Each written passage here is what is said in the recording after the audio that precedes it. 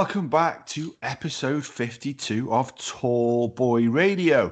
Now, this week we were hoping to have Johnny Cree join us, who designed the dart flights for us. However, he's unavailable. He ended up getting called into a darts match. It got rearranged and he's playing that online as we speak. So good luck, Johnny, if you listen to this. But not to worry, because we also had another guest lined up to join us, and that is David from Double Trouble. How are you doing? Did you have a good Christmas? I did, thank you. It's good to be back. Good. So, we're not trying any Double Trouble products tonight, but we will be keen to pick his brains to find out what's coming next, what he has lined up next, any taste testing, and probably talking a little bit about the competition that he's got going. Although when this drops in about, from when we're recording this on the 12th, it drops on the 23rd, that might all be sort of sold out now because it's going really well, isn't it? It has. It's gone. In the first 24 hours, we sold, I think, 40 to 59 numbers. So it was quite surprising that it went so quickly. Yeah. So that one likely to be all sold up. But we'll talk a little bit about the prize a little bit later because that is a fantastic prize you got on offer. But first, what have you got a beer or a gin or anything on the go, David? I've got nothing. I'm doing dry January, bizarrely. Oh, yeah. I just felt that I probably should stop drinking for at least a month after solidly drinking for about 6 months. It felt like I could give my liver a rest. Right, I might have to try that. I've been solidly drinking for the last 47 years. I was going to say, I don't think there's a month I've gone. I did try. I did make an attempt to do dry October or whatever it was, and I think I lasted about 2 weeks or 3 weeks, and I thought, nah, sod that. Go.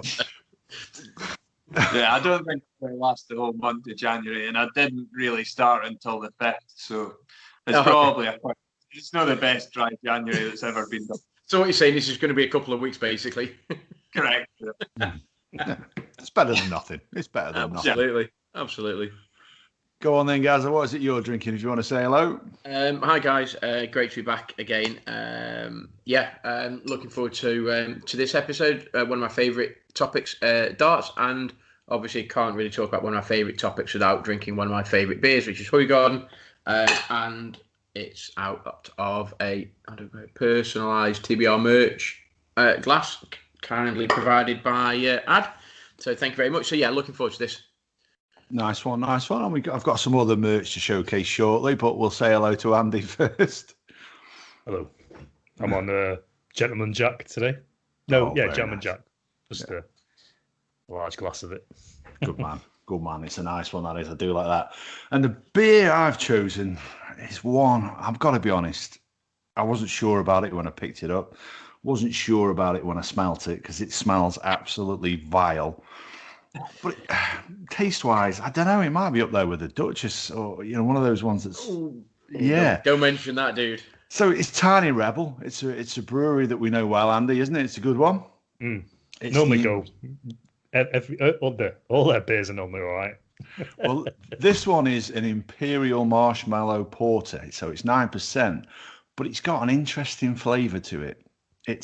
Can you see that on the can there? If you watch it on YouTube. It's the Stay Puft one. It is honey marshmallow.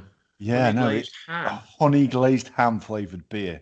My mate buys. I don't mind the honey glazed ham. I've eaten honey glazed ham before, and it's absolutely gorgeous. But in a beer, I'm not too sure, if I'm honest. But it smells of it. It literally tastes like there's a ham sat in the glass. I'm not sure. You get that served with marshmallows in some places. Yeah, like floating in the top. Blimey. At a bar served with ham. Party. Yeah, exactly. Yeah, absolutely. Have you tried having Vimto as like a Vimto? Good idea. I don't like Vimto. I don't even think it would improve that one. It's one of those ones that I'm hoping is a grower because I bought 2 cans of it. Dude, you see, you've messed up already. Just to always have a backup. So if the first one's never too good, there's always a backup. Yeah, I don't know what I was thinking. So anyway, let's kick this off. Before we get going and talking about darts, we shared on Twitter earlier some of the new merch they've got available. So I've got the new, because we'd switched suppliers. I can't remember if we said in the last podcast. got a little bit of feedback, didn't we, off our listeners that our merchandise was probably a little bit on the expensive side. It came from Germany, so shipping was expensive and everything. So we decided to switch suppliers. So I thought I'd better order some of the new stuff to see what it's like. So this is the new T-shirt if you're watching on YouTube. Pretty much the same as the last one, same design, but I think this one's now available on 19 different colours. So that I don't know why I picked green, to be honest, but nonetheless, why not? And then the one that certainly turned David's eye was the wag bag. That's brilliant. That is. Yeah. I tell you what, the quality of it is really, really good quality. It's just a pity it's spoilt with our images on it. I don't mean to brag, but I'm a TBR wag. It doesn't get any better than that. It's genius. And that design's available on miniskirts as well, David. I imagine they'll be in high demand. Have you got any early stats on what's going the fastest? Yeah, not the miniskirts. No, not the miniskirts. We've not sold I don't believe that. Yeah, we sold some stickers as well. There's one of the stickers there with all our images on it. Yeah, there we go. And if you thought the bag was exciting, wait till you see the card. It could be a Christmas card. You could send it any occasion, but look at this. Can you see that? Reverend Beans. The Reverend Beans. And it even says there are Reverend Beans on the back as well as the front. So any occasion, weddings, christenings, get involved with that. I assume you do know the story, Dave, that Adam obviously is fully a man of the cloth and all of that, and actually he is licensed to do. That might be a story for another time, but yeah. I am an ordained minister. I can perform weddings, baptisms, exorcisms. You name it. You name it. Yeah, I'll have a go at it. I didn't know that, but yeah, let's save the story for another episode. Yeah, absolutely. Yeah, definitely. But when we come up to Scotland for the disability darts, we may have to stop off at Gretna Green and see if we can perform at my services there if needs be. Are you in high demand? I've had one offer. But it was, I forget what it was. I think it was Missouri. Someone in a state correctional facility had asked if I could marry them. Not me marry them, just to clarify, but just a bit to officiate at the wedding. But I couldn't do it because, well, you're not allowed to travel. I should look into whether I can do that online, actually. That could be a nice little sideline. So disability darts, anyway, is that one likely going to be coming ahead? Where are we with that one? As far as I know, everything's going ahead as planned. Ted's no flagged any issues, so as far as we know, full steam ahead. Oh, that's good stuff. Yeah, that's good. I played online against. There's a guy called Graham Mitchell he's got a prosthetic arm, and he in the past has been England captain of the England disability team. And when I was chatting to him about it, I don't know whether or not I said to Adam on a previous episode, I don't know whether he's captain or if he's even sort of selected, but he was like, I'm not sure, I don't know. The whispers are that it sort of might be off, but we think it might be on. And he was a little bit like sort of cage. Now, obviously, you're more in the know than he is. Obviously, you'll be one of the main sponsors and all that, so you'll be more in the know than he will. But he was, I mean, great guy and stuff, but he was a little bit like, yeah, we're hoping so. Everybody is hoping so, but there's obviously in the back of your mind you're thinking maybe not. Yeah, and I think it'll all just depend on the rates and the position that each country's in and what they decide is the right answer for the NHS. Do you think it'll go ahead? So if you don't get a full complement of countries being represented, you still think they'll go with not quite a shell sort of competition, but do you think they'll still do something with some of the teams? It's a good question. I think if they've got, I don't know what the minimum number would be for them to go ahead with it, but they must have an idea, Gary, because like there may well be countries that their worst might still be restricted from travelling and that, whereas others they might be able to come across. I think they've put quite a bit of effort into trying to work with the Scottish ministers and find out exactly everything they can do to make it go ahead. Yeah. So a lot will just depend on the situation. It's like everything, really. Yeah. So annoying. But I mean, even if it ends up being postponed, it'll definitely go ahead at some point. Yeah. And would that I assume obviously that impacts you in terms of sponsor and stuff. Is that your sponsorship? Is that something that is sort of effectively linked to the events? If the event runs later on in the year, that's not going to affect you too much. You haven't got like major sort of products centered around that time of the year as such, or No, it shouldn't affect us. I mean, worst case, we may well end up with some holding stock longer than we may have done had it went ahead. It's not a massive problem because alcohol, especially spirit, got quite a long shelf life. So it'll be fine. Oh, that's good. That's good to hear. So obviously, we've just had the Christmas period, and one of the things that is Christmas for me makes Christmas in my house is the darts on the telly, and I think if you're listening to our current episode at the moment, which is out there, which is Andy's debut episode where he led it for the first time about music, which is performing well. Gaz got a fit of the giggles halfway through because we were watching it. We had the TV on in the background, and we saw Peter Wright coming on dressed as the Grinch. Yeah, honestly, literally, David, it's like we're in the middle, and I apologise, Andy, because actually I've listened back to his episode, and it's a really, really, really decent episode. But about halfway through, I literally looked up and I was like, I said to Chad, I said, dude, are you actually watching what's on TV? Because literally Peter Wright full on Grinch. I was like, what have I just seen? But literally, like the Grinch. It was brilliant. It literally was brilliant. Yeah, I was a bit nervous about this tournament coming on as well, with there being no crowds, but I don't think it really affected it. What did you guys think? I still like the crowds. I must admit, I do like and as much as you're trying to simulate the crowd noise, or Sky did through when you're watching it on TV and stuff, I still think that darts it's a pub sport. It's a sport that and it is a sport, but it's a sport that needs atmosphere. To me, it's a pub orientated, social orientated game. So I was a bit like, whilst the darts were decent, I just didn't think you got that interaction with the turning to the crowd and giving it loads of sort of stuff. I just thought it fell a bit short for me. And it looked great that the PDC put it on, great that we had a World Championships, great that the event went ahead and everything else. But as a spectacle, like I say, I look forward to it over Christmas. You've got the guys there and they're doing the chants and they've got the inflatables going all over the place. And so for me, it just lacked a little bit. But as I say, fair play, hats off. They got the event on. We've got what I think relatively worthy world champion. I don't like the guy, but he's a worthy world champion. So fair play. I see. I guess on the crowd, maybe the crowds don't bother me not being there because I'm an Arsenal fan, so I'm used to watching sport take place in silence. Highbury the library. Yeah, that's it.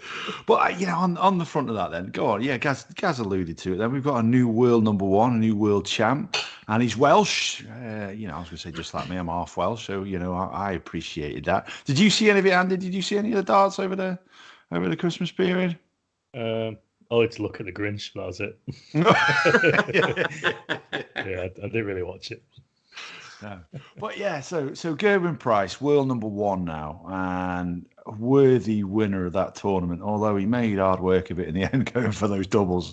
And I've been in that position a few times myself, not on that stage, but certainly trying to hit those doubles. You're not a fan then, Gaza? I'm not a massive fan of Gerwyn Price. Don't get me wrong. I think he's a great player, and I think he's obviously worthy world number one. He's had a great 12 months. His stats back up, the fact that he's world number one, the number of events he's won. I suppose he's one of those Marmite characters looking back in darts history. So you've got people like Eric Bristow, you've got Jockey Wilson, you've got people who were sort of polarised. So a bit like sort of Peter Manley back in the day. Some people thought he's fantastic and his gamesmanship sort of helped, but then others were like, no, he gets under people's skin too much. And so for me, he just, I don't think he's respectful enough of the other darts player when he's giving it the full beans and he turns around and he's like, come on, I don't think he's respectful enough. Great to, pump yourself up and stuff, but I don't think you need to be so in your face doing it. I think there's a time and a place, and darts, I suppose, isn't really sport for that. So for me, just I appreciate his darts. I appreciate his world number one. I appreciate he's a world champion and fair play to him. But I just don't like some of his antics, if I'm honest. What about yourself, David? Do you celebrate on the hockey when you nail one past your brother? So I definitely celebrate when I beat my brother. Yeah, every leg, every double go down, punch the air. They can't see me because we didn't play it on camera, but I am punching the air and cheering like you would not believe. So what are your thoughts on Gerwyn Price then? Obviously, he beat Anderson in the final, fellow Scotsman. So what were your thoughts there then? It was a bit gutted being a Scotsman to see Anderson get beat, but I mean, Gerwyn was the better player on the night by far, and probably has been the better player throughout the season. Yeah. But similar view to you guys, I think that as much as that can be good for the crowds to like, and also for the press as well to have something to talk about him being like that. Yeah. When I've watched him, I think it would just annoy me, especially if you were not playing your best. It would really get on your nerves, and I don't.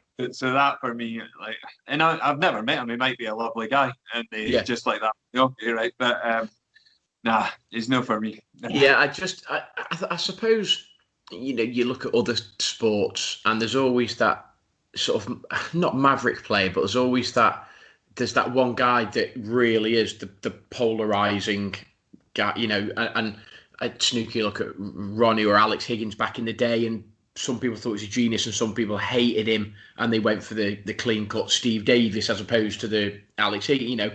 You look at maybe Ronnie O'Sullivan, you look at some of the footballers, real polar sort of characters. And I think he's one of them. I think you'll get loads of people that go, no, I like it. He's good. I think he's great for the game because, as you said, Dave, I think he gets people writing about it. He gets people watching it. He's created a persona that people feel as though he winds up other players and stuff. So, and I think the crowd, when you do get the crowd, I think the Premier League, if we get the Premier League on with crowd, I think that's going to be, sometimes going to be like a proper bear pit going in there, isn't it? And people are going to either love him or hate him, and it's going to be brilliant.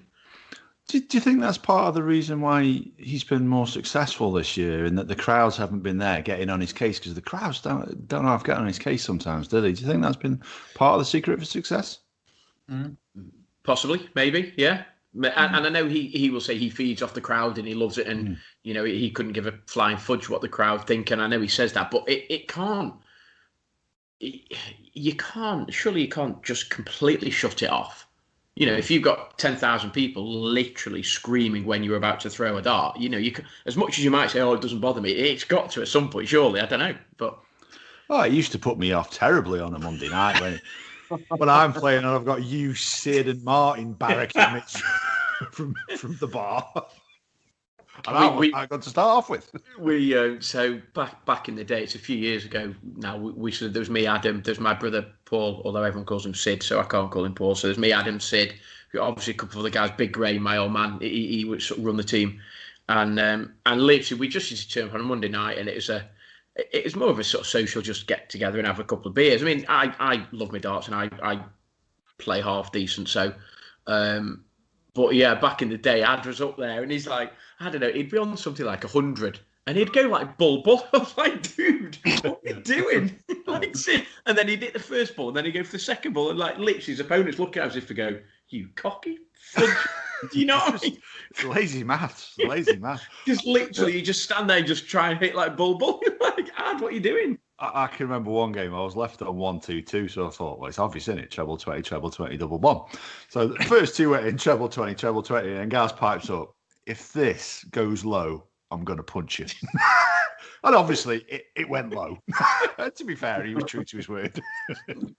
Is that what you did? It's weird because we're on a sort of lazy master, so we're on a busting 1-2-1. I had a game, was it last week? And I think I bust.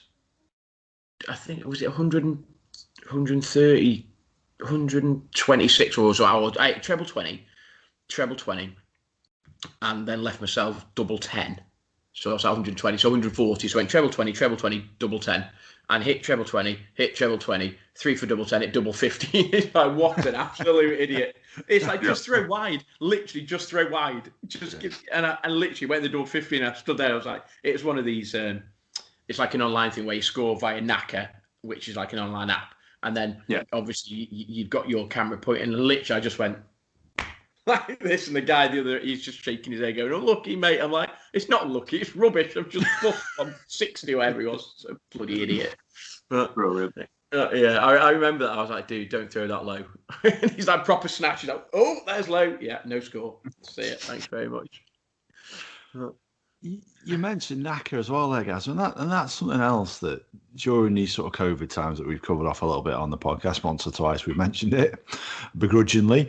That's something else that really has come into its own, hasn't it, darts? That side of things, the knacker, the Nexus and the leagues like that have all shot up. And is it GDL? Do you play in that one at all, Dave? We played in the Christmas Grand Slam. I got beat in the first round, sadly. I did manage a few legs, and I beat my brother on the leaderboard, so it was a win for me anyway. But yeah, we both got knocked out in the first round. But we sponsor some of their events, and I was playing in a doubles tournament with Barney, one of the guys of Twitter, this week, and I was playing with Dan College, and we won our first game 5-0. And I lost a bottle of rum because I left him on bull, like ridiculously. I hit treble 3 when I was going for 3, and then that left him on bull anyway, right? And he says, if I hit this, Dave, a bottle of double trouble rum my way, yeah. And I'm thinking, there's no way he's hitting it. First start, and it goes. So that was my experience this week. So we're through to the next round. But yeah, it has been growing, and for us to get involved it's been good fun. We're both hopeless, but it's good fun. Yeah, I find it's great. I mean, obviously, so I play in one. It's called the Stuck at Home Darts League, and it's a guy that's down in Stafford, and he plays for a team in the Staffordshire Super League, and Staffordshire Super League is split into like a northern and a southern section, and I play in the northern section, and there's a few of the guys playing in the southern section, and he sort of started to run this league, and I think there's 5 divisions now I think it's like 5 divisions of 12 or something like that, and literally it's like relegation, promotion, and what he does is he sorts all the fixtures out. He gives you a week, and you organise 2 fixtures a week, and that's it. So literally 2 fixtures a week, and you organise it amongst yourselves, and then you play. And he, you basically post a photo of the score. He uploads it, and obviously there's an online like scoring system. So you've got knacker, but then you've got like it's an app that records the league tables and the fixtures and the results and all of that, and he literally just inputs it onto there, and he does. I mean, to be fair, he does a cracking job, but it's just exploded. It's literally just absolutely exploded, and I find that I'm now playing decent darts, and actually I'm probably playing a bit better than I have been, just because you're playing against better players. You know, players that you wouldn't normally play against because you don't go down to the pub with them. You end up playing online against them. And there's some. I mean, in the Division 1, there's some really like proper decent players. Your county players and stuff. And I'm getting my ass spanked this season. It's horrendous. It's bad. I've played 6, I've like drawn 1 and lost 5. It's like, oh my god. So I might be in Division 2 by the time this airs. Because there's only about 3 weeks left, so we'll wait and see. But hey ho. But it's great, though, isn't it? Just the people you see, the different people. Like, I'd have never met Mitch, the guy, the prosthetic arm. I'd have never met him. Would have never come across him. And he's now like a darting mate. You sort of contact him. Oh, you're free for now? Do you fancy a chuck? Yeah, okay, there you go. And just that whole sort of darts community sense of, you know what? Actually, it is a game that you can play effectively. All you need is a board and a camera if you've got it, and what you go. It is brilliant for that, and it has literally just exploded. It's been for me, it's been great because I can't get out and play, down the pub or whatever. So I love it. I keep trying to get Ad involved, but he's like, oh no, I can't. Wuss. I mean, the time commitments for the league is probably what hinders me from doing it. But I do like the fact that there's different, like that GDL thing where the different averages for the different levels is quite a good idea. We sponsor one of the ladies' dart leagues that I think Claire, the woman that runs it, posted earlier saying 6 or 7 months ago she ran her first tournament. There was like 8 ladies in it. Now there's 3 leagues, and just Anastasia's playing in it, and other other big names, and it's all online, and she's done it herself, and it is right across all of the aspects of the game. It seems to be growing online darts. Yes, it is. It is brilliant. It's phenomenal.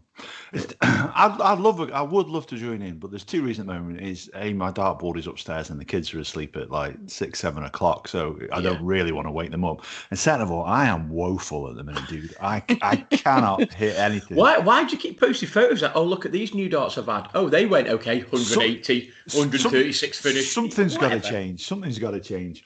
But no, I've been playing absolutely dreadful. When a set of darts turned up, I think it was yesterday, and they the Bobby George ones, signed ones that I won in that competition for predicting the score, the Dart Wolf competition. And I thought, I probably shouldn't take these out of the box and have a throw, but that's the whole point of darts, isn't it? So I took them out. I tell you what, they were flying so nice. I was banging in the treble 20s. I thought, no, best put these back in the box. But no, they've been back out again tonight, so I don't know if you can see those. Like, they are a traditional big grey dart, aren't they, with the gold on them? Yeah, he loves them. Have you played much of? The sort of soft tip stuff or not? Or have you? Well, either of you. None for me. We've not got an exit. Because I know, obviously, me and Ad were lucky enough to we won one in one of the Dartmouth comps and stuff, and I think we played it for quite a lot initially. But then obviously the explosion of the, and I know this and Nexus stuff do the same, but the explosion of the sort of steel tip traditional darts leagues. So I haven't really played sort of soft tip for a while, if I'm honest. I'll be honest. When we first got it, it got to the point where I actually thought for a second, I'm never going back to steel tip. I love this because even though you stand that little bit further back, so you throw from 8 foot instead of 7 foot 9 3/4. It's the doubles and the trebles were so much easier, weren't they? I couldn't miss. So yeah, those are my grip ties, the quantum grip ties there. But yeah, it got to the point, and then I felt like I was cheating a little bit because it is that little bit easier. So my best finish on a regular board is, I think it was 151, I think it was. But I've never hit the big fish. But I played in a couple of games. In fact, I think I hit one against you. I hit a 167 against Gaza, and I hit a 167 in a game against somebody.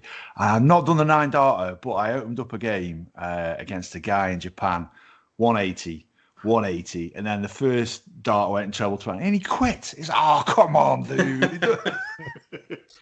I think you might have been pretty close to when you played me. I mean, that's ironically, obviously, me and Ad live like almost next door to each other, and like literally on the Nexus, it's like, hey, literally, like he's in his room, I'm in my garage, and it's like we literally could have thrown darts in each other's dartboard, so you know what I mean. It's like, but I think you did that to me. Did you go like 180? Then you went treble 20, and I don't know whether you hit the 6th one or maybe the 5th one, and the 6th one was like just below, and I was like, settle down here, sunshine. Don't you carry on like that? But yeah, I haven't played Nexus for. No, I almost felt like it's cheating a little bit because I'm that much better at it. My average on that it was over 100 quite frequently, and even on a bad day it was 90 plus. Yeah. And obviously it's at the minute. I tell you what, I bet it's about 30 plus. Well, that's because as well. So obviously when you throw at the ball though, because even the outer ball they class as well. 50. You can do different games, so you can do traditional 25 and 50, but they class their outer ball as 50. Well, I'm not being funny. That literally feels like cheating. So you literally throw at the outer ball and you get 25, and it's like 50, and you're like, no, come on. That does feel a bit like no. Yeah. And that's why really when you see, if you ever watch some of the sort of the soft tip, when they leave a finish, literally everything they leave is 50. So they won't leave tops or they won't leave 32. They will literally leave 50. Because they just never miss it. Because you just don't. It's but it's weird because then when you go back to steel tip, the trebles look absolutely tiny, and I mean tiny. You're like, I'll never hit another one again. Yeah, how did I hit these in the first place? I know. So when we come up to Scotland, we'll definitely give you guys a game of darts, and we've furnished our non-darts player Andy with a set of darts. Have you had a chance to have a throw of those yet, dude? No. I don't have a board, do I? And all the pubs are shut in a minute. Of course, yeah. But I might be getting one of them offices in your garden, like a shed thing. Oh yeah. So if we get one of them, I'll have a dartboard up. Win it. Yeah. You're definitely gonna have to do that, dude. Yeah. You need to practice. And those darts I gave you, they're a set of golden eyes, and they've got a bit of history as well, dude. 'Cause I nearly gave him my AD Lewis Gen 3s, which we beat the Guinness World Record with the first time, Gaza. Yeah. I couldn't bear to part those. And then I considered these ones just because I knew he'd like the case. I know you see those, the Ted Hankey's, the coffin-shaped case. Well, I thought I couldn't part with those as well because I like the case too much as well. So I gave him the set of golden eyes, which I used for 36 hours in a failed Guinness World Record attempt. So yeah, there's a bit of history behind. I know there's a history of failure, but there's still a bit of history in those. When you do your next world record, I'll come and chuck them.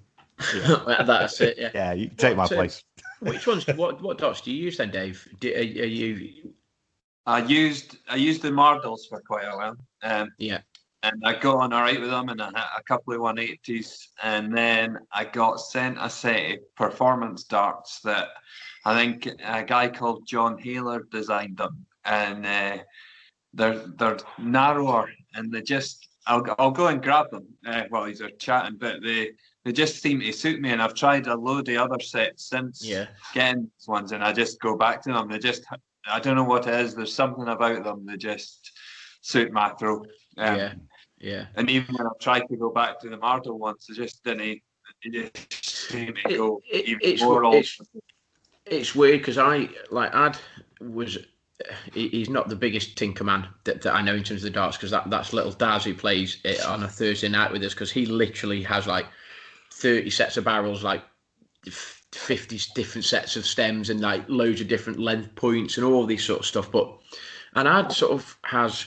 Yeah, I mean, you have quite a few sets of darts, don't you, really? And for years, I got given my set, and genuinely, I don't know what make they are. I've weighed them, so about 21 gram, but I don't know what make they are. And I've posted a couple of photos online, so I've said, does anyone know what these are? And a couple of people said, oh, they look like an old Steve Beaton type dart, and then somebody said, oh, they look like an old. But I got given them. And I'm 47 now, and I think I got given them when I was like 21 or 22. And one of my dad's friends was just throwing, and he goes, "Here, try these guys." And I threw them, and they went, and they stuck in, the right angle or whatever. So sort of flight up as opposed to flight down. And I was like, "Oh, they feel okay." And literally, they're the only set of darts I've used for the last 20, however many years. Having said that, I'm to the point now. There's a real bit in me that thinks, should I just be trying to tinker? And I want something with a little bit more grip, or want something with a little bit more. And obviously, the onset of like your points that effectively they're not just your standard steel point. You've got obviously your knurls on them, and you've got your ridges on your points. So it's like, do I need something that's sit right? And I'm proper contemplating starting to tinker. But I know for a fact if I start tinkering, like that'll be it, and I'll pick up my old set again, and I'll be like, oh, they just don't feel the same. Do you know what I mean? It's like that comfort blanket. I just don't want to. I don't want to start tinkering, because once I start, I won't be. And until I find another decent set, I won't be able to stop. And I just think, I've been playing with these darts for so long now, and I've got okay, and I can play okay with them and stuff. So I just don't want to start tinkering. But I know that the technology has moved on so much that the barrel. Crazy. The barrel, the grip of the barrel, and the design of where they put the grips and all of that sort of stuff has now changed just so dramatically. And little Daz actually plays on a Thursday. He's got like his own little workshop, and he's got a repointing tool and this, that, and he's got loads. And I'm like, right, after lockdown, I'm definitely coming to sort of Daz's workshop, and I'm definitely going to just tinker around and have a little play and stuff, and see how we get on, because there's got to be something out there that does exactly the same as what my darts do, but maybe give you just a bit more grip. Mm-hmm. Just a bit more grip on the barrel is what I'm after, So Yeah, because you got some. Actually, speaking about Gerwyn Price, you got some of Gerwyn's, didn't you? Did you say are they diamond cut or whatever they were? These are the elements. So there's the Gerwyn Price elements. I don't know if you can just see those there. So Yeah, it's got its sort of jagged design at the top, and then the standard rings there. But I don't know if you'll be able to make this out if you're watching it on YouTube. They're coated in a diamond dust, and when you first get them, it's really, really severe to the point. Actually, it was cutting my fingers. It was really roughing up the end of my fingers, that the diamond dust was. But now it's pretty much worn off. And I think it's about 60 quid to get them recoated. Yeah. But they're just about the right level of grip now. And I do use these a fair bit, actually. I was using these up until Christmas. Anyway, Dave, did you want to show? Have you just run off and got your darts there? I did. So there were that was the Mardo ones I used. Oh, right, yeah. And then that's the one, the performance dart. Relentless, I think. Called. Okay. That I've been using, and they just seem to suit me. Just hold that up again. Just hold it up. You just take it back towards you a little bit. Yeah, I see. Actually, yeah. So just at the bottom of the barrel there, that's very similar to the sort of shape that or the bottom of mine. They're sort of slightly rounded at the bottom, and they're slightly, if you excuse the expression, they're slightly more bulbous at the bottom of the barrel than they are at the top of the barrel. And I actually think that a slightly slimmer barrel might be better. So but they look quite similar to that. But like I say, genuinely, I don't know what make they are. So I couldn't even go to someone saying, what are they? To be fair, Andy, he knew somebody, one of the guys that plays with us. He knew someone, and he made a new set of darts. He said, I know this guy that makes them, and basically he drew around on a bit of paper. He sort of sketched around my barrel, and he measured it, and he went, right, I need it like 50 millimeters there, and I need it. And this guy basically made a set of darts for me, and that didn't cost me anything. And they are very, very, very similar, but they're just not quite. Do they throw the same? I mean? Do they throw the same? They do, and they're the same weight, but because they feel slightly thinner at the end, it feels slightly different in your hand because the shape is fractionally different. So it's a bit like, and they go okay, but my worry is obviously if I break a set of darts, if I break one of the ones I've got, I haven't got another set. I don't know what they are. I can't replace them. So I literally would have like no set. So, yeah. Are you familiar with Finbar Saunders? Yeah, from Viz. Double entendres. Because I tell you what, that was that conversation was literally littered with them. I could see Andy smirking. I was waiting to say something. I thought, no, I'll just wait. And this kept just coming jump in and at any time, Andy. It's fine. Just wait. Fine. Yeah, I tell you, another set of darts that I know Dave owns is I picked up a set myself. I don't know if you can make those out. The Loxley Robbins.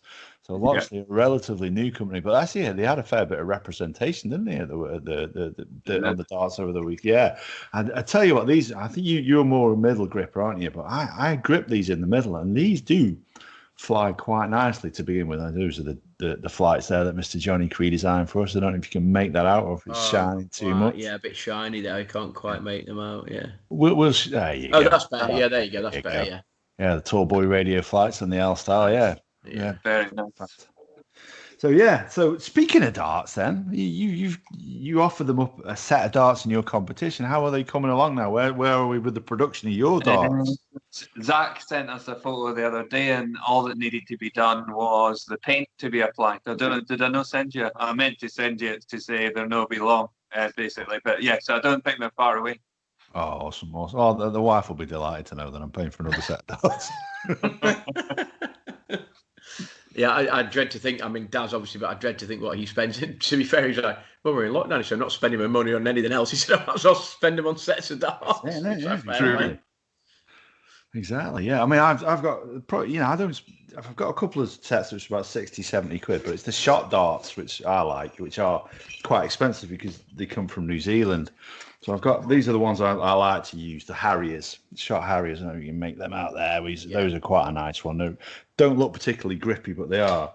And then these are a blue set as well, which I think they're about 70 or 80 quid when I bought them. I don't think they're quite that bad now. But these are the Wild Frontier darts, which is pretty cool. You'll like that there, won't you, as well, Andy? So yeah, but I'm looking forward to having a crack at the old double trouble darts, see how they fly. Yeah. So go on and tell us a little bit about this competition, because that is one heck of a prize bundle you put up. It is probably the biggest prize bundle we've done, and we've not announced this yet, but Scott suggested that we buy a number ourselves, and then if we win it, everyone that's bought a number will go onto a wheel to them. So it's like you're getting 2 shots basically. Yeah. So the prize bundle's pretty cool. It's the surround that we had made by Tom Purnell, the darts that Zach's designed, the coffee table that we made out of one of the boards, the T-shirt, like the 3 bottles of spirits, the hip flasks that are coming, so a 175, like a decent sized hip flask basically. And I can't remember what else, but it was a cool prize. Yeah. I did want to enter myself, but probably not right.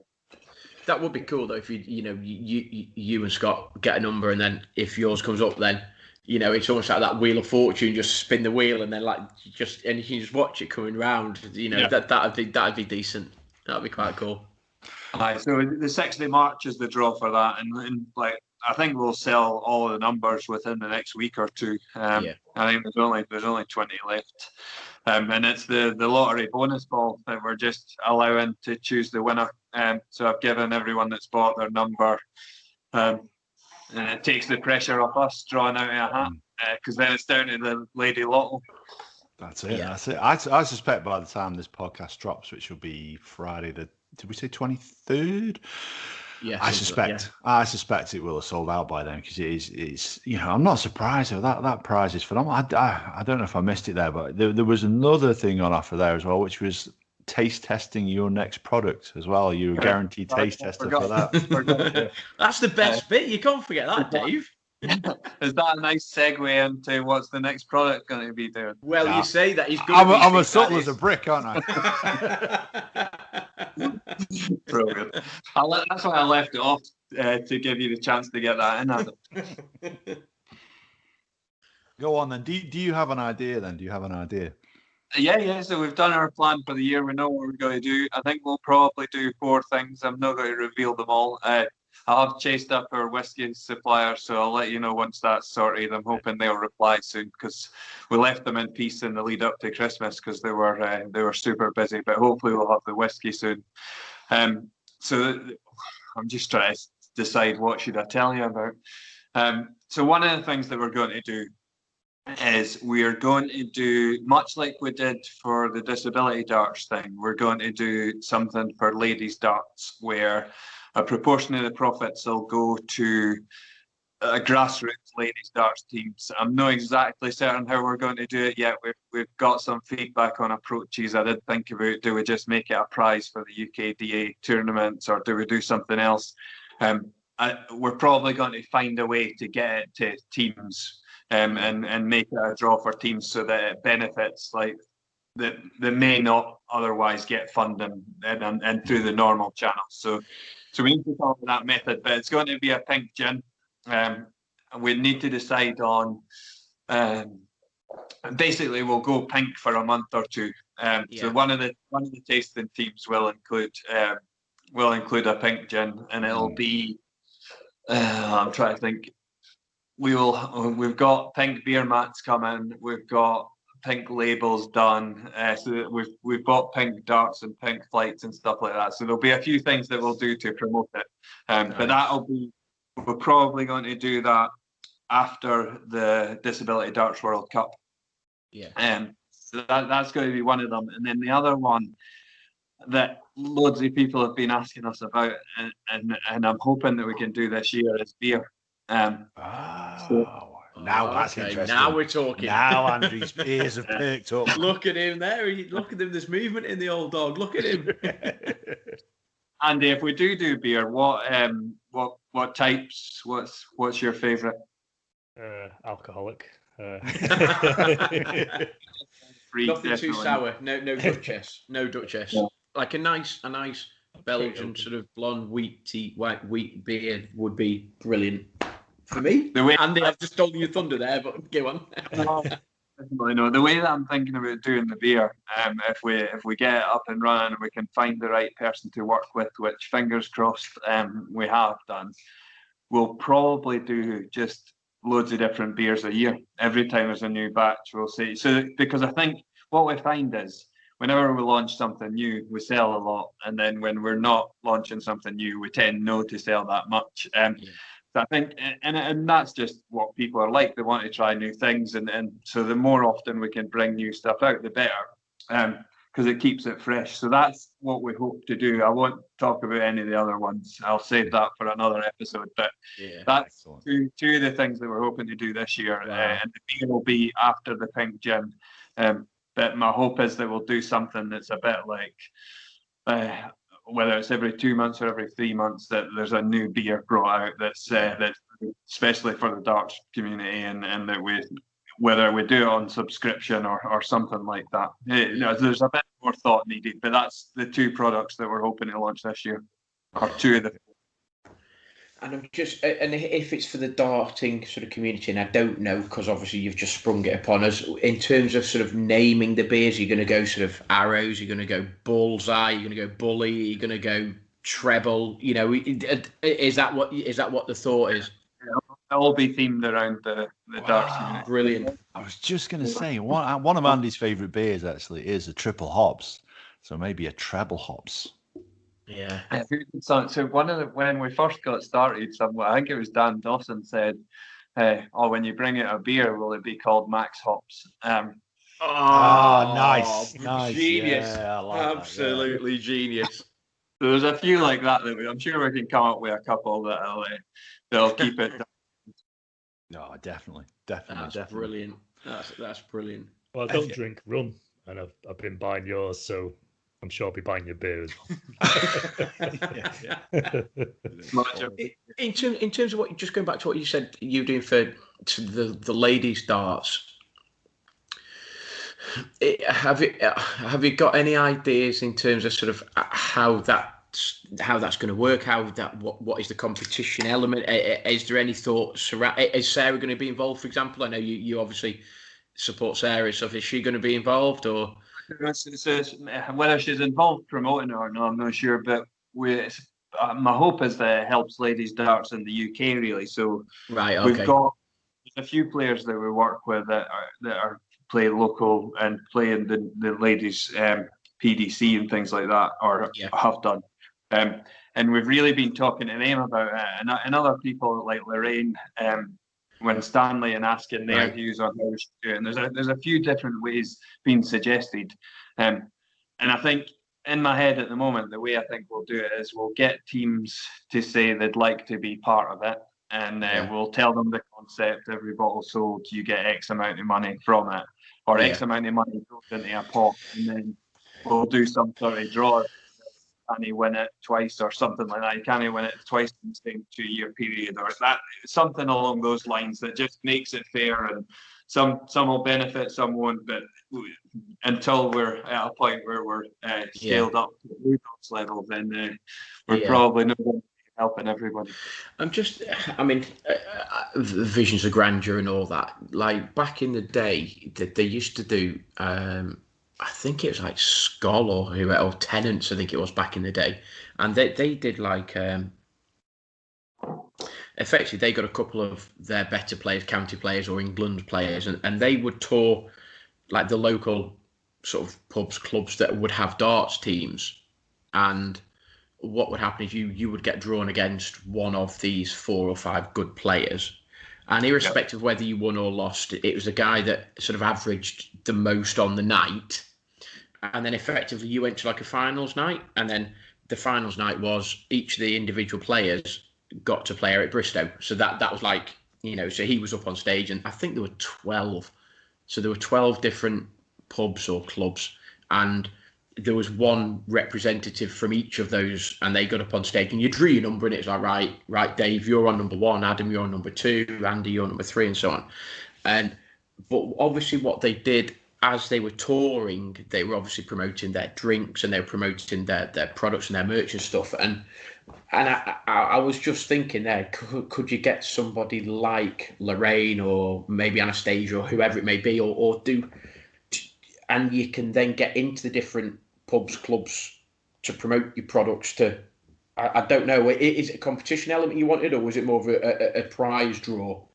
So I think we're really hoping that it can benefit where it's most needed, right? So we sort of moved away from making it a prize fund, because then the best players are going to win, and they probably are already, right? So it was more about how do you get it that means darts grows in the right areas, and where there's funding needed, that's where it goes, and it does need more thought. You can tell I've not properly in my own mind as the best way to do it, but so ideas welcome.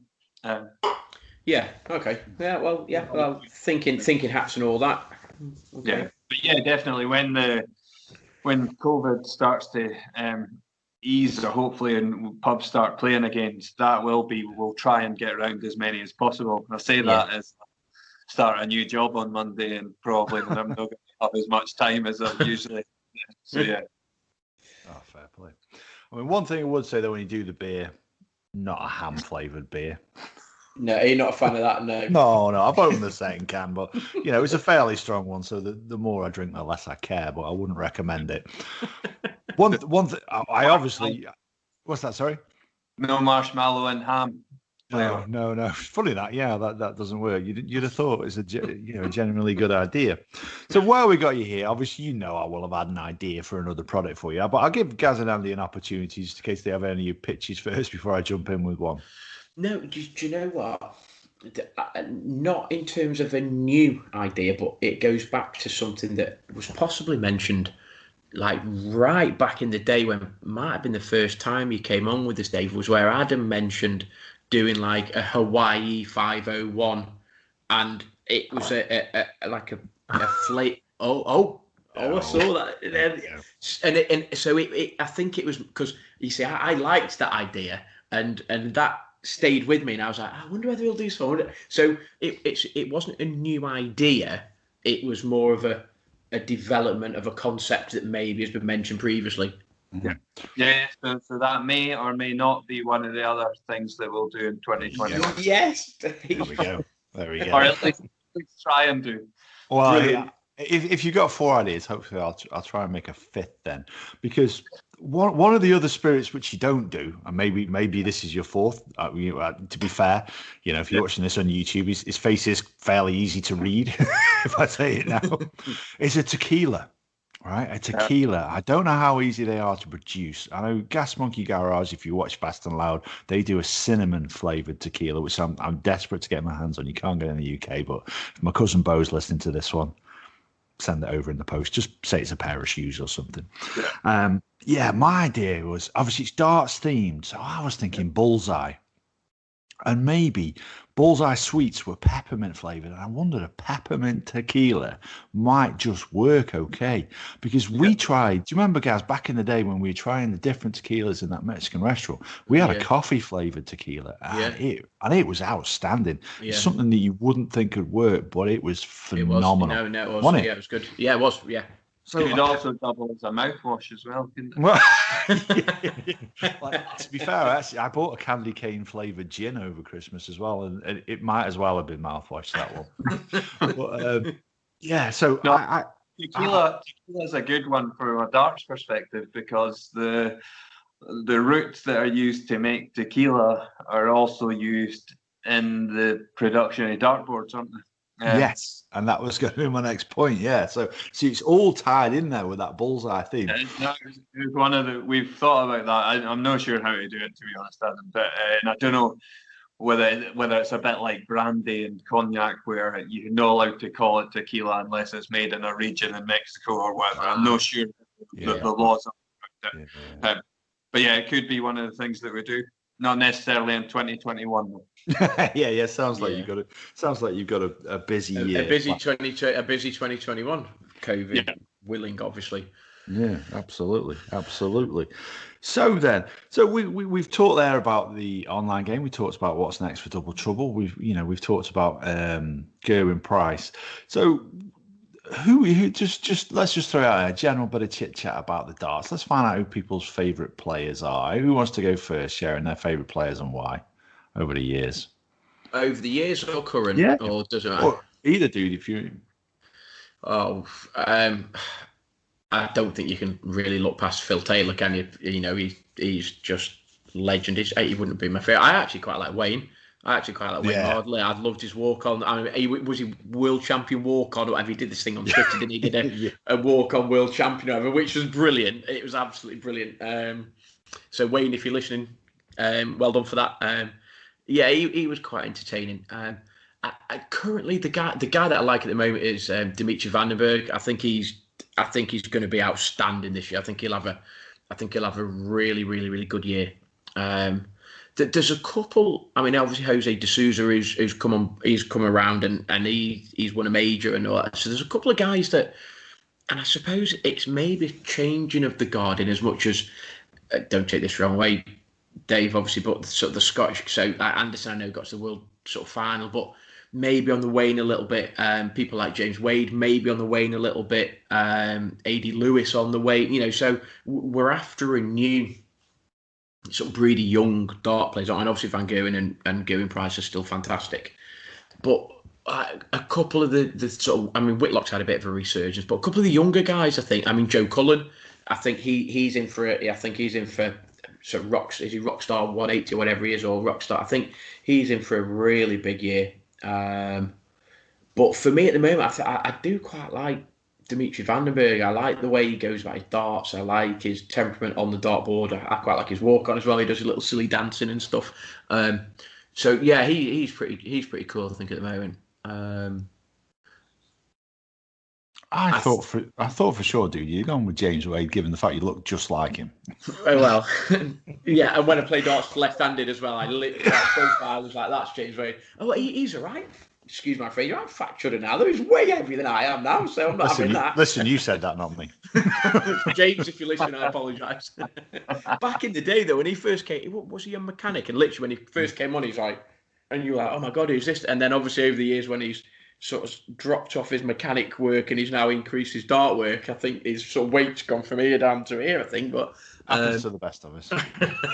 Is that your excuse? That's your excuse, and you're sticking to it. Yeah, not ham-flavoured beer. Right, go on then. Who's your favourite then at the moment? Then who obviously Gerwyn, obviously, but yeah, because of the Welsh connection, I like Gerwyn Price. You know, as we said at the start, I'm not a big fan of those kind of antics. It's not me. You know me. I'm a fairly quiet and retired kind of guy. I don't particularly like it. I think it's unnecessary. But he's Welsh, so you know, I feel obliged to support him. But the one I really do enjoy watching at the moment, and I always have done for quite a few years now, is MVG. You know, when he hits a rhythm, he's just unplayable, and I just love watching that thing when you just know as soon as he throws a dart, he's not going to miss, and it's just fantastic to watch. I think when he hits that rhythm. MVG was brilliant, and one of the best bits of commentary and stuff was. It came up on a Facebook and Twitter feed, and it was when he nearly went back-to-back 9 darters. Yeah. And he literally threw 17 perfect darts. He hit a 9 darter, and then he kicked off 180, hit the treble 20, hit the treble 19, and then just missed the double 12 for literally back-to-back. Like, as a darts player, fan, you just literally oh my god, he's going to do it again, sort of thing. And the commentary was just sensational. But go on then, Dave. Who you say then? Who's your sort of favourite at the moment then? In terms of favourites like that we've met, I quite liked Glenn Durant and the way he. So we were at a charity event where he was one of the players, and the way that he conducted himself, I thought he was quite. He came across really well. Devon, I think. Really well. And it'd be good to see him do something. But yeah, quite like I'm still a fan of Gary Anderson. I still would like to see him go and do. I mean, he did talk at the end. It's funny when he's moaning. But yeah. But I love it how he comes as well in the interviews, and that he's just a normal, down earth guy that doesn't like the nonsense that goes on stage. And he's from near where Scott and I are from, so there's a home connection there. And I think my dad used to work beside his dad, or there is some weird connection somewhere. So I'm a definite fan of him, and I'd like to see him do well again next year, next year in comparison. He did talk about his back and he's planning to be around for a while. Yeah, actually, you know, Devon is is quite a good shout because he's had a really good year this year, and obviously he's been around for years now, really. But this last year, he's had like without winning like a major as such. He's had a really good year on the floor. He's had a really good year in terms of sort of quarterfinal, semi-final appearances. I just hope that he carries on that sort of growth as such, because I mean the other one local to us, and he's a top guy, is Ian White. I mean obviously Ian plays in the Super League that I play in, and I get battered by him when I play him. But he's such a nice guy. He's a proper, just down to earth, genuinely like nice guy. He's absolutely bonkers. He is literally bonkers, but in a nice way. He's brilliant. And so is Nathan Aspinall near you as well? He's near Andy, actually. He's Stockport, isn't he? Yeah, he's slightly more north than us. He's some more Manchester lad. But he does a lot with the disability darts in Stockport. If you is it Tom Wilson? Tom Snoopy Wilson, yeah. He's always sharing loads of stuff that he does with the Stockport Disability Darts League. Yeah. Well, I think Tom has just got to 30k. I think he's just raised. I think he's raised 30k for is it prostate cancer or something he does as well. I think so. Brilliant. And there's him and there's is it Eddie Bailey as well. I think is another guy who they work sort of quite closely together in terms of sort of fundraising and stuff. But so yeah, fair play. But yeah, Ian's an absolute who I'd love to get him on our podcast, and I tweet him every now and then. But he's world number 12 or whatever, so we're probably small fry for him, He's used to talking to whoever, it'd be like, oh, do you fancy just coming and chat to us for a bit, Ian? I don't know, So if you're all listening, Ian, hook me up and drop me a tweet and away. You never know. But yeah, he's always one, because he's local and I've played him, and he's always one that obviously I look out for his results and stuff. So and he's another one who. He's never really done it on the big stage, and I know he's sick of hearing that because everybody says that. But as a floor player, he's almost second to none. His averages on the floor are just incredible, but he just can't seem to do it in the big tournaments. Maybe a bit of doubling, bit of double trouble. But he does score for fun, that guy, and I'd love to see him win one, just to get that sort of monkey off his back, just to say, I have won one. Look, I can do it on the big stage, sort of thing. But yeah, so he's decent. I always look out for his as well. What about yourself, Andy? Any players that tickle your fancy? I was trying to think back to my bullseye days. Yeah. Now the only few times I've watched darts, it's always been Andy Fordham. So the Viking, the Viking, yeah. I like the hair. But I can't say I particularly watch darts, to be honest. Well, then, last question. Then we'll tie it in with the current episode. So music as well. Music is key in darts as well, because every player has their walk on music.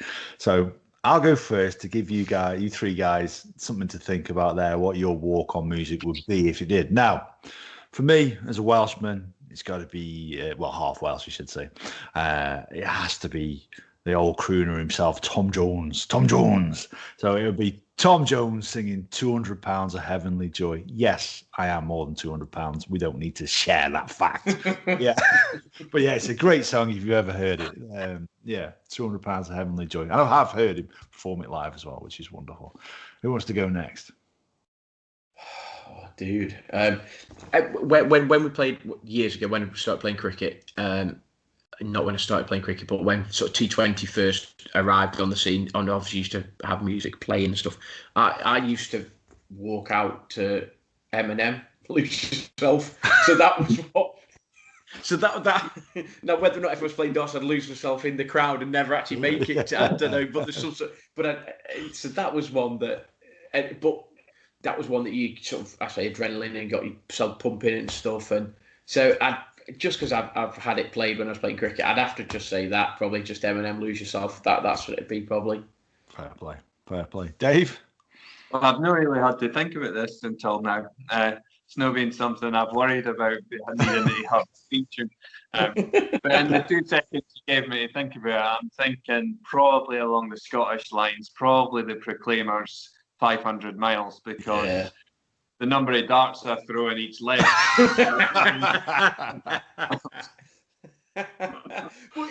One of my mates picked up on the was it in a semi-final or might have been a final with Anderson, like one of the sets, and so this isn't a leg. One of the sets was won in 34 darts. That was the set. Yeah, that's what I throw in a leg. Yeah, that was ridiculous. Yeah, it was Gerwyn Price. His average was some. His average was like 140 for the set. It was ridiculous. Is it like an 11 dart, 11 dart, and a 12 dart? Or something stupid like that. And you just like it was incredible. Yeah. But what about, go on, Andy? What, you're a fan of music. You must have something you'd like to walk out to. I won't have a clue. I keep thinking Hammer Time. Andy has that. So obviously another local guy chose Andy Hamilton. He has that. It's funny because he tweeted something about it, and he says somebody was talking about walk on musics and stuff, and Andy said, well, obviously due to my name and due to my nickname, I said I was sort of no real choice really, so I had to have it really, So, but Andy, for listening, get involved with us. Give me a tweet. You can come on and talk about your choice of music. But yeah, I mean, that's decent, isn't it? Hammer Time. Just something that gets the crowd going. You want something. If you're going to walk on, the crowd know the words. It's dead easy. It's an anthem. And the crowd can get involved. That's what you want. What's your favourite walk-on music then from any of the players? Anything jumps out? Hawaii 501 was decent. He goes, he comes on, he does all his little thing when he does his dance. That was decent.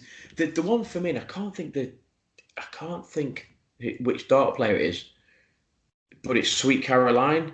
So he goes, Sweet Cara, because that literally the crowd just they just get involved, don't they? So that's decent. Sweet Caroline for me. That's a proper good choice. That is. Yeah, I like MVGs. Do you know what I mean? When he's coming out to I forget who did it originally. It was Seven Nation Army, isn't it? White Stripes. Yeah, that's right. Yeah. So yeah, obviously they redid the music just for him, so it is just the instrumental. So it's just Michael Van Gogh quality. Decent. Any favourites for you, David, before we sign out? So what was the one that we the last time we were at Blackpool, and it was Vincent van der Voort's Noise Walk On, but the chant that they sing for him. Do you know what? They do. Is it? Isn't it like? Dave, that's going to bug me now. Anyway, it works well with Double Trouble Gin, and that's like when we were dreaming up things of what will let us know that we've done well. Having the crowd singing Double Trouble Gin instead of the words to that walk on song was one of our ambitions. Yeah, that would be pretty awesome, wouldn't it? You see, what you need to get is you need to do, the colo, and then they did that for you. What you need to double, trouble. I was thinking tall boy. Oh, you can go tall boy radio double, and you could do. Yeah. Anyway, I digress. So that might work. Nice one. So I think we're just a pinch over the hour mark. So should we say our goodbyes? David, thank you very much for joining us. I've really enjoyed this episode. Actually, it's been a little bit different. If you want to say your goodbyes. Thank you. Thanks again for having me on. Next time I'll be drinking. Definitely. We like it. And no doubt the wife will have listened to this one. I thought, all right, so that's the pink tin he's going to be buying. There's a few other things. As well as the WAG miniskirt, yeah. The WAG miniskirt. Yeah. Well, I imagine that'll be sold out by the time I try and get one of them. Andy? It's been good to catch up with Dave and see what new ventures are coming out, and learning about darts. That's it. Yeah, you got to be excited about the beer as well, dude, don't you? Oh yeah, you can't really. Yeah, you got to be That's excited Andy about beer. excited, by the way, Dave. That's genuinely, that's Andy excited. Gazza? Oh, listen, I've had a hoot. I've really, really, really enjoyed this episode. Look, I love talking about darts. I love talking about beer. It's been great to catch up with Dave. I'm really looking forward to what 2021 holds for sort of for Dave and Double Trouble as a brand and products and all of that sort of stuff. So proper thoroughly enjoyed this episode. Loved it. Had a laugh. Great to chat to you guys. See you next time. Yeah, 100%. I'd echo that, dude. That really has been. It has been fun. Like you say, good to hear what Double Trouble are up to next. Good to know where my money's going to go towards. Before I want to sign out, something I should have mentioned at the start. Big thank you to Australia. It's our 26th country. So that's another one in that whole Antipodean area. So until next time, when no doubt we'll have plenty more stuff to talk about. Take care.